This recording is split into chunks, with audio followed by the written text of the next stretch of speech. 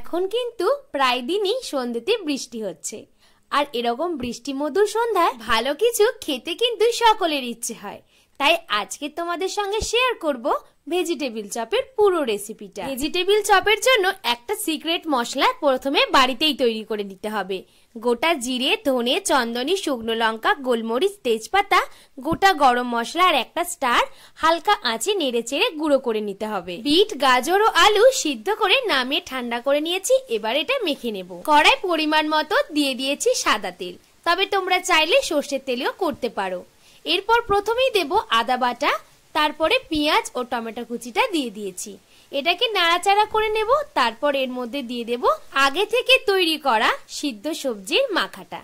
এটা দিয়ে বেশ খানিকক্ষণ কিন্তু নাড়াচাড়া করে নিতে হবে, যাতে কাঁচা কোনো রকম গন্ধ এর মধ্যে থেকে না যায়। বেশ খানিকক্ষণ নাড়াচাড়া করবার পর এর মধ্যে মশলাগুলো অ্যাড করে দেব। প্রথমেই দিয়ে দেব পরিমাণ মতো নুন, অল্প একটু হলুদের গুঁড়ো আর অল্প একটু লঙ্কার গুঁড়ো। তারপর আরো একটু নাড়াচাড়া করে নিয়ে এর মধ্যে দিয়ে দিয়েছি স্বাদ মতো চিনি। সবকিছুকে খুব ভালো করে মিশিয়ে নেব। তারপর এর মধ্যে দিয়ে দেব আগে থেকে তৈরি করা সেই মশলাটা।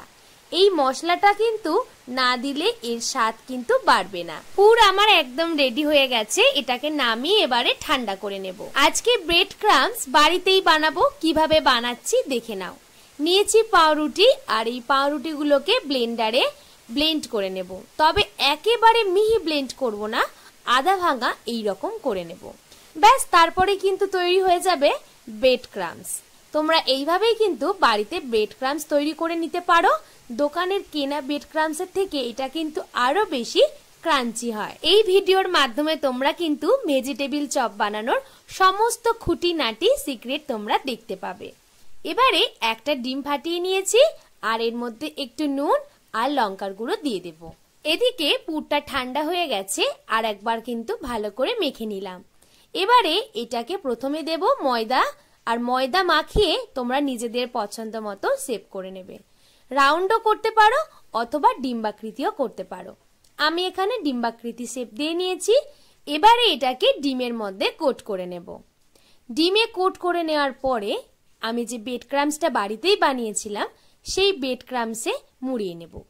এই প্রসেসটা তোমরা আরো একবার করতে পারো, তাহলে কিন্তু এটা ডাবল কোট হয়ে যাবে, আর এটা অনেক বেশি ক্রাঞ্চি হবে, আর খেতেও কিন্তু ভালো লাগবে। এইভাবে আমি প্রতিটা চপ কিন্তু গড়ে নিচ্ছি। এরকম প্রসেসটা হয়ে যাওয়ার পরে তোমরা এই চপগুলোকে যদি ফ্রিজে 10 মিনিটের জন্য রাখো, তাহলে কিন্তু এটা খুব ভালোভাবে সেট হয়ে যাবে। তো এরপর তোমরা এটাকে ভেজে খেতে পারো। আর এইভাবে কিন্তু তোমরা এটাকে স্টোর করেও রাখতে পারো। 2-3 দিন ধরে এটাকে এইভাবে রেখে ভেজে খেতে পারো। এবারে আমি তেল গরম করে নিয়েছি, সাদা তেলেই ভাজবো।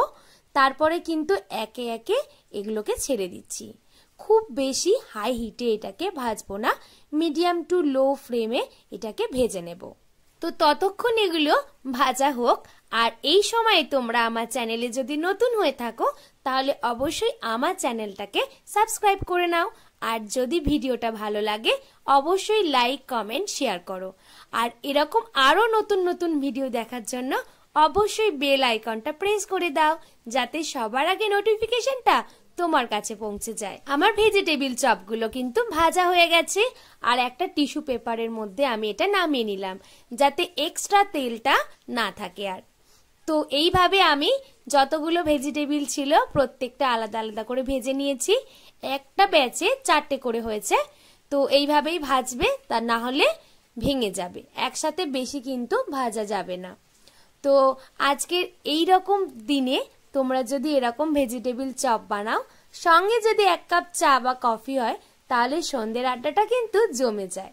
দেখো আমার বাড়ির আড্ডা কিন্তু শুরু হয়ে গেছে। প্রত্যেকেই কিন্তু ভেজিটেবিল চপ খেয়ে ভীষণ ভালো বলেছে। কেউ বুঝতেই পারছে না যে এটা বাড়িতে বানানো। তোমরাও বাড়িতে অবশ্যই এই রেসিপিটা ট্রাই করো, আর আমাকে জানাতে ভুলবে না যে এটা কেমন হয়েছে। আশা করছি যারা ভেজিটেবিল চপ বানাতে জানতে না, তারা আমার এই ভিডিওটা দেখলে হেল্প হবে, কারণ এখানে সমস্ত খুঁটিনাটি বিষয় তোমাদের সঙ্গে শেয়ার করেছি। তাহলে আজকে এইটুকুই, দেখা হবে অন্য কোনো দিন অন্য কোনো ভিডিওয়। টাটা।